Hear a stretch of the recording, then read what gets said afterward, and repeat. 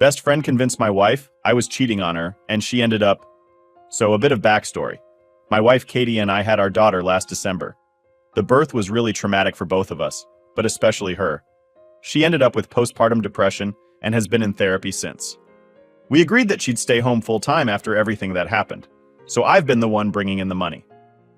That's been our plan from the start. She'd focus on getting better and taking care of our baby while I worked to cover the bills.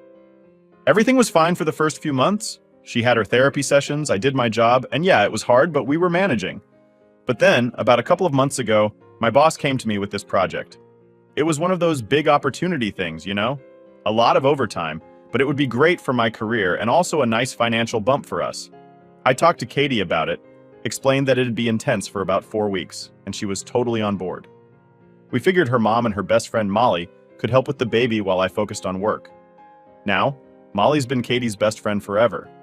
She's a stay-at-home mom too, with 2 little kids, so it made sense for her to come over and help out during the day. At first, it was going great. Katie seemed a little more relaxed, Molly was good with the baby, and I felt like we had a solid support system going on. But as the project stretched on, things started to feel off. It was during the 3rd week that I first noticed something weird. Katie was colder with me. I'd come home after a long day, and instead of a normal conversation, she'd just give me these short answers or act distant. At first, I thought she was just tired. I mean, she's dealing with a lot, right? But then I noticed that Molly was hanging around more and more, staying later in the evenings, like way after dinner time, when she'd usually have gone home to her own kids. So one night, I get home, and Molly's there again. It's late, probably around 9 or 10, and instead of heading to bed, she's sitting on the couch with Katie. I say a quick hello and go straight to check on our daughter, like I always do. But as I'm walking down the hall, I hear Molly say something like, "See? He doesn't even stop to greet you first. Definitely a sign." A sign? A sign of what? I turn around feeling pretty confused and ask her what she's talking about. And that's when the shit hits the fan. Molly straight up accuses me of having an affair. She says I'm being distant, not paying attention to Katie, and that the long hours at work are just a cover-up. I was so blindsided by it, I didn't even know what to say at first. Then she goes on, saying that I must hate Katie now because she has postpartum depression and gained weight from the pregnancy, and that's why I'm supposedly cheating. I just stood there, stunned. Like, how did we get here? I turned to Katie, thinking she'd laugh it off or tell Molly to stop being ridiculous. But instead, Katie starts crying. Not just a few tears, full-on sobbing. Molly's standing there, arms crossed, looking all self-righteous, and then she demands to see my phone. She said that if I wasn't hiding anything, I should have no problem handing it over. I refused, of course. It's my phone, and I'm not about to let her go through it like I'm some criminal. But then Katie looks up at me, with these sad, tired eyes, and quietly asks if she can see it. At that moment, something broke inside me. I can't even explain it, but the fact that she thought I could actually be cheating on her, after everything we've been through, just wrecked me. I'd been working so hard for us, for her and our daughter, and now she's sitting there thinking I've been sneaking around behind her back. But I loved her, and I wanted to prove her wrong, so I handed her my phone. She goes through it looking for anything suspicious. And guess what? Nothing. There's no affair, no secret messages, no hidden apps. It's just my work emails, texts, and a bunch of dumb memes from my buddies. Molly doesn't back down, though. She starts yelling about how I must have deleted the evidence, like, seriously? That's when our daughter woke up from all the noise, and I lost it. I told Molly to get out of our house. I was done with her. She was causing more harm than good, and I wasn't going to let her keep stirring up this drama. Molly storms out, and I'm left with Katie, who's still crying on the couch. I wanted to comfort her, but I was so mad and hurt that I couldn't even think straight. Once I got our daughter back to sleep, I sat down next to Katie and tried to talk to her. I asked her why she didn't just come to me if she was worried. Why did she listen to Molly over me? She didn't have a real answer. She said she's been scared ever since I started working more, and Molly kept telling her that the extra hours, the overtime, were all signs of an affair. I reminded her that we talked about the project before I even accepted it.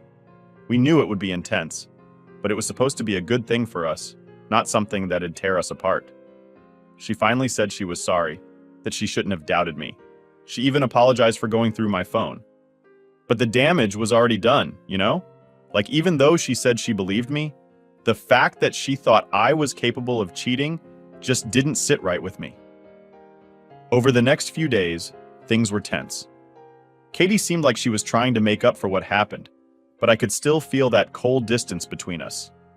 It wasn't the same, and I couldn't stop thinking about how Molly had been planting all these ideas in her head. It wasn't fair. I thought we were supposed to be a team, but it felt like Molly was pulling her away from me. That's when I decided I needed to step back from work. The project was almost over, and I didn't want to give Katie any more reasons to doubt me.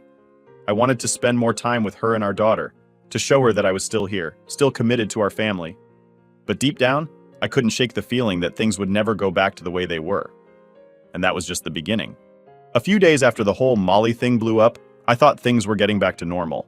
Katie was still acting a little off, but she wasn't crying or accusing me anymore, so I figured we were slowly moving past it. I even started scaling back on my work hours to be home more. It wasn't easy, but I wanted to prove to Katie that she could trust me. I thought that'd be enough. Boy, was I wrong. One day I get home from work, and the house looks like it's been hit by a tornado. Papers everywhere, drawers pulled out, cushions tossed around. It's like someone ransacked the place. The first thing that hit me was panic, thinking we'd been robbed or something. I shout out for Katie, but there's no answer. Then I hear our daughter crying from her room. When I walk in, she's in her crib, crying her little heart out. And no Katie, no note, nothing. Just a wrecked house and my baby girl totally alone. My mind's racing at this point. I call Katie's phone, but it goes straight to voicemail. I'm trying not to freak out, but I'm freaking out. Did something happen to her?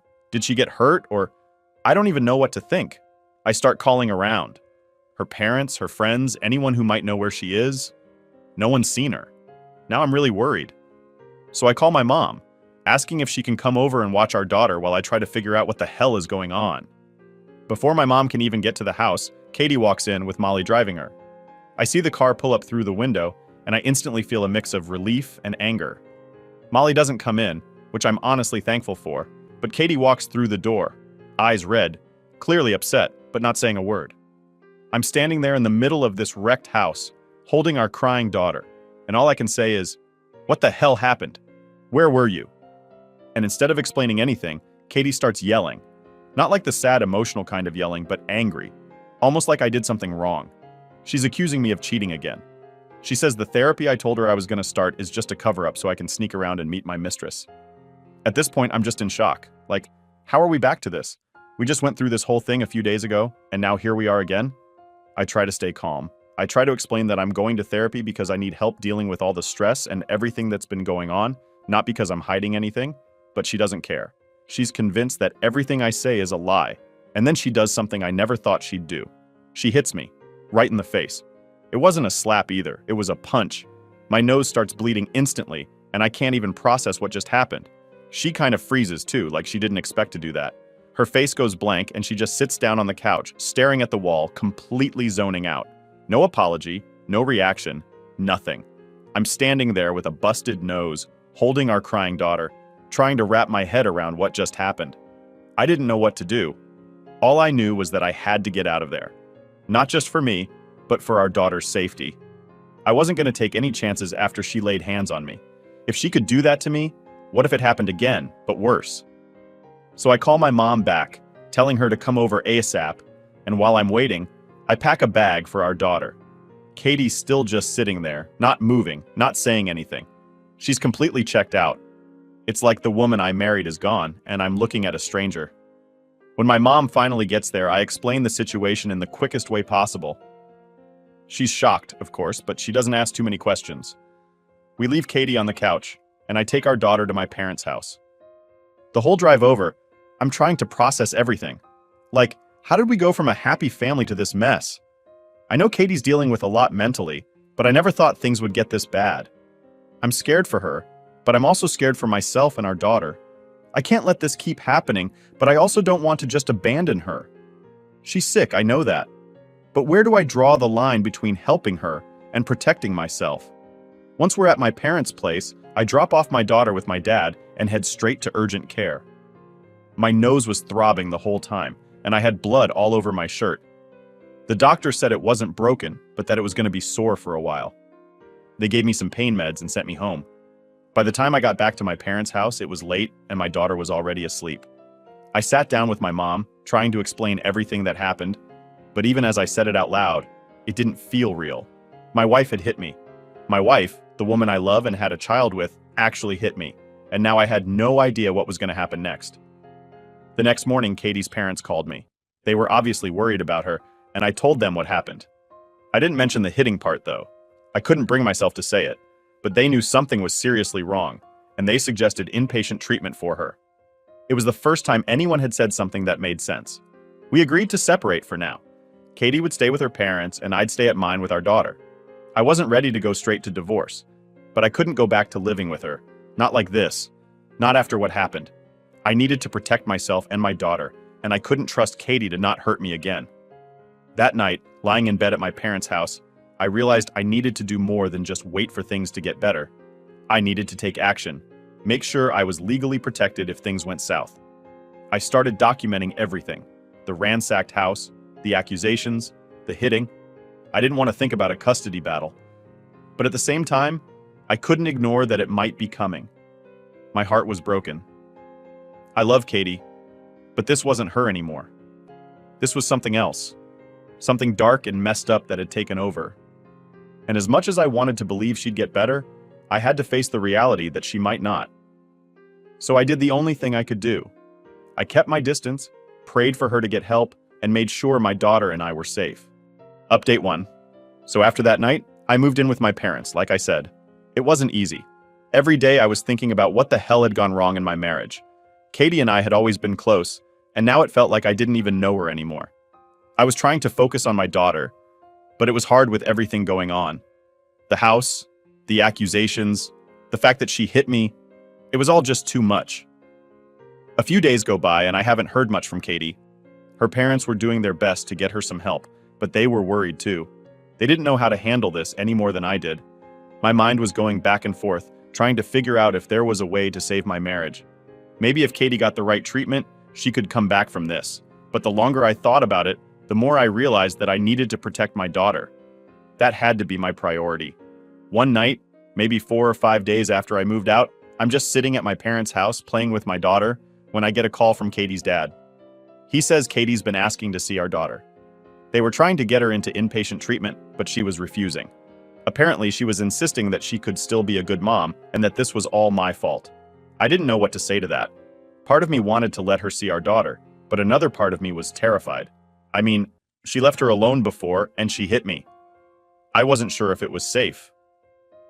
Katie's dad told me that she wasn't doing well, and he was worried about her mental health. He asked if maybe she could see our daughter, with him and Katie's mom supervising. I agreed, but only if it was in a controlled environment. I wasn't going to let her be alone with our baby, not after everything that had happened. So we set up a visit at her parents' house. The whole drive over, I had this sinking feeling in my stomach. I didn't know what to expect. When I got there, Katie was sitting in the living room looking, well, she looked bad. Her hair was a mess, her eyes were swollen like she'd been crying for days, and she was just staring at the floor. She didn't even look up when I came in with our daughter. Katie's mom tried to make things feel normal, like it was just a regular visit, but it was so awkward. I sat on the other side of the room, holding our daughter, while Katie's parents tried to get her to talk. She didn't say much, just a few words here and there, mostly about how she missed our daughter and how this was all my fault. I could see her mom getting uncomfortable, but she didn't say anything. They were obviously walking on eggshells around Katie. The visit was only about an hour, but it felt like forever. I was relieved when it was over. Katie barely interacted with our daughter at all. She just kept staring at her, and then back at me, like I was the enemy. I tried to talk to her, to ask if she was going to get help, but she just ignored me. Her dad finally stepped in and said it was time to wrap things up, and I was out of there as fast as I could. On the way back home, my phone buzzes. It's a text from Katie. She's angry again, accusing me of turning our daughter against her, saying I was keeping her away on purpose. I didn't even respond. I couldn't. There was no reasoning with her at this point. Every time I tried to explain myself, it just made things worse. Then, a couple of nights later, something crazy happens. It's late, probably around midnight, and I'm about to head to bed when I hear a knock at the door. My heart sinks because I've got a bad feeling about who it could be. I peek through the window and sure enough, it's Katie. She's standing there, looking frantic, with Molly by her side. I open the door just a crack and ask what's going on. Katie starts yelling, saying she wants to take our daughter, that she's her mother and has every right to have her back. I can barely get a word in before she's pushing at the door trying to get inside.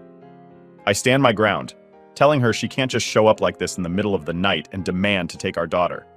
Molly, of course, is egging her on, telling her that she should call the cops on me, that I'm keeping Katie from her child. At this point, I've had enough. I tell both of them that they need to leave before I call the police myself. Katie's still trying to push her way in, and Molly's standing there, throwing accusations at me like she's some kind of lawyer. Finally, my dad comes to the door. He's a calm guy, but when he saw what was happening, he stepped in and told them to leave. He was polite, but firm, and that seemed to finally get through to them. Katie backs off, and Molly, for once, doesn't say anything. They leave, but not before Katie screams at me that this isn't over. After they left, I just stood there trying to process what had just happened. I mean, who shows up in the middle of the night like that, demanding to take a baby? I knew right then and there that I needed to take more drastic steps. Katie wasn't in her right mind, and as much as I didn't want to escalate things, I had to protect my daughter. The next morning, I made some calls and started looking into getting a restraining order. I never thought my life would turn into this. Just a few months ago, Katie and I were a happy family. We had a beautiful baby girl, and now everything's falling apart. I don't know what's going to happen next, but I do know one thing. I have to keep my daughter safe no matter what, even if that means keeping her away from her own mother. Update 2. So after that late night showdown with Katie and Molly, I knew things were just getting worse. I started the process to get a restraining order. I didn't want to, but I felt like I didn't have a choice anymore. Katie's mental state wasn't stable, and I couldn't risk her showing up at my parents' house in the middle of the night again, demanding to take our daughter. A few days go by, and things are mostly quiet. I wasn't hearing much from Katie or her parents, and I was trying to keep it that way. I was focused on taking care of my daughter and just keeping some kind of normalcy in my life. Then, out of nowhere, I get a call from Katie's mom. She sounds panicked, which immediately puts me on edge. She says Katie's been getting worse, that she's refusing to eat, refusing to talk to anyone, and just sits in her room all day. I ask if she's been to the hospital yet, and her mom says they've tried, but Katie's refusing any kind of help. Now, she's asking for our daughter again, saying that seeing her will fix everything. Hearing that made my stomach drop. I told her mom straight up that I couldn't let Katie see our daughter right now, not in the state she was in. Her mom understood, but she was clearly desperate. She started crying on the phone, telling me she didn't know what else to do. I felt awful, but I had to stick to my guns. Our daughter's safety was my #1 priority. Not long after that, I get a knock on my door. I wasn't expecting anyone, so I peeked through the window, and it's Molly. Yep, her again. She's standing there with this smug look on her face like she knows something I don't.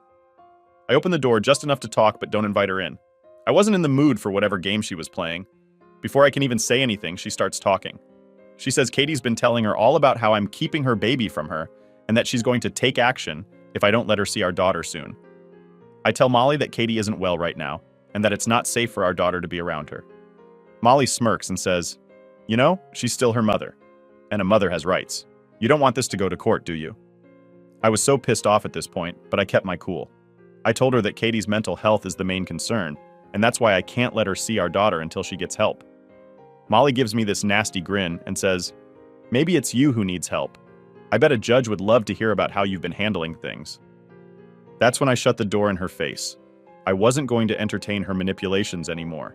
I knew Molly was just trying to get under my skin, and I wasn't falling for it. But I couldn't shake the feeling that she wasn't bluffing about going to court. A few days later, I get another call, but this time it's from Katie herself. Her voice is shaky and she's crying. She says she's sorry for everything, that she knows she's been acting crazy, and she just wants to make things right.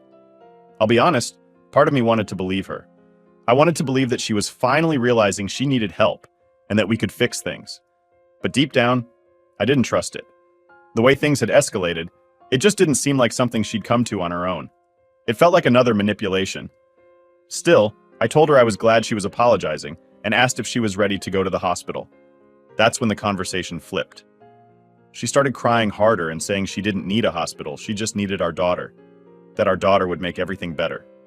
She even said that once she had her back, I could move back in and we could be a family again. It was like everything came crashing down in that moment. I realized she didn't want help. She just wanted to control the situation, and our daughter was her way of doing that. I told her I couldn't let her see our daughter right now, and that she needed professional help. And then she lost it. She started screaming at me over the phone, saying I was stealing her child, that I was turning everyone against her. and that I was a terrible father. I tried to calm her down, but it was useless. She was completely out of control. I hung up the phone, feeling a mix of anger, sadness, and just plain exhaustion. How did it get this bad? How did we go from a happy family to this disaster? The next day, I got a call from Katie's dad. He told me they were finally taking her to the hospital. Apparently, after that phone call with me, she had another breakdown, and they had no choice but to admit her. I didn't know if I should feel relieved or guilty. I didn't want her to suffer, but I knew this was the only way she'd get better. A few days passed, and things were quiet again. Katie was in the hospital, getting the help she needed. I was finally starting to feel like maybe things were going to settle down. Maybe we could all heal from this. But then, just when I thought things were calming down, I got hit with something I didn't expect at all.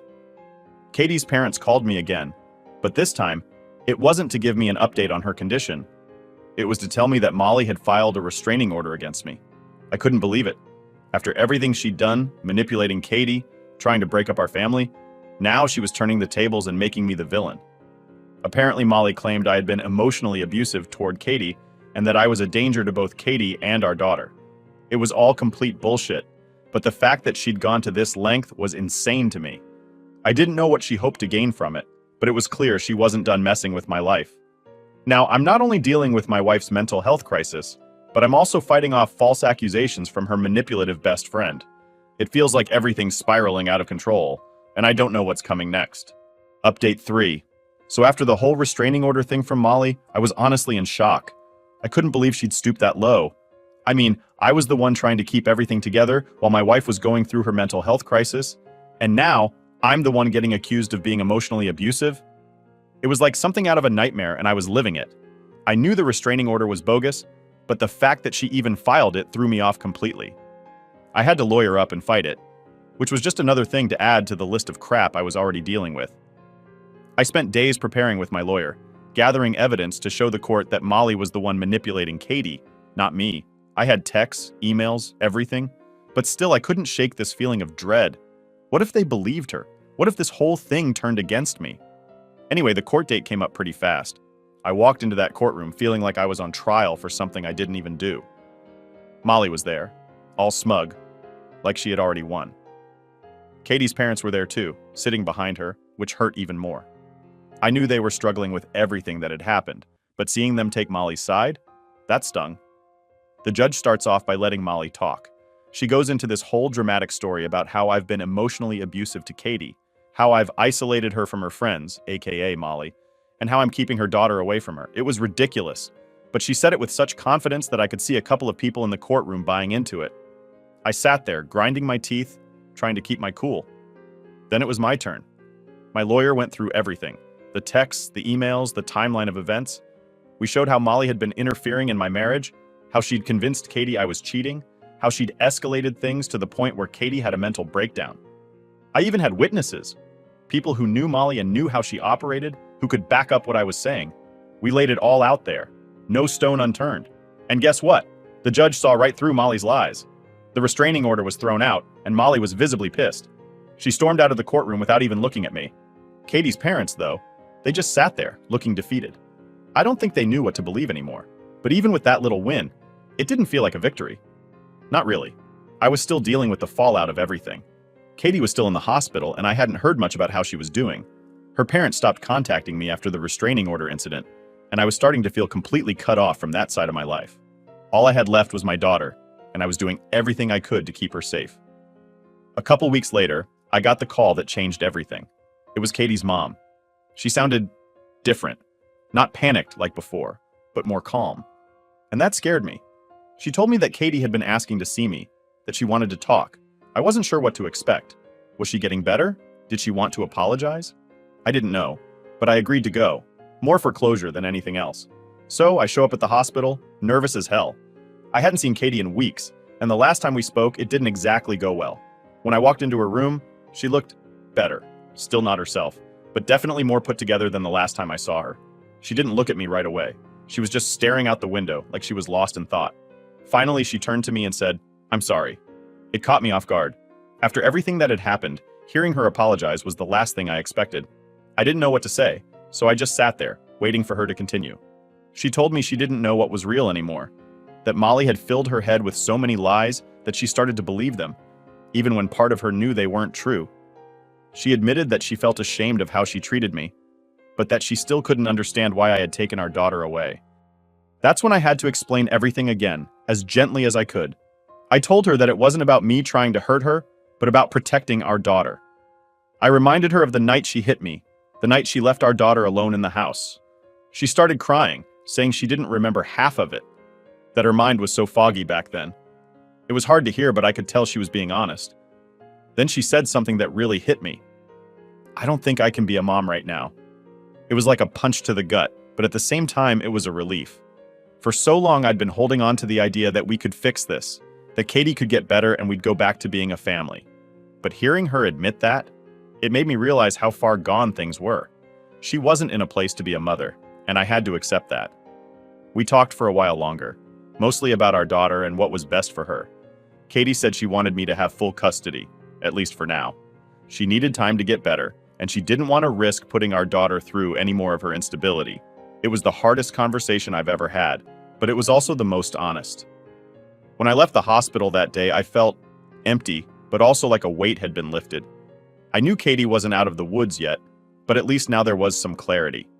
I wasn't living in this constant state of uncertainty anymore. I had a path forward, even if it wasn't the one I imagined when we first had our daughter. So here I am now. I've got full custody of my daughter, and I'm trying to build a life for the two of us. Katie's still in treatment, and I visit her occasionally, but things aren't the same. I don't know if they ever will be, but at least I know I did everything I could. And now, it's about moving forward, one step at a time.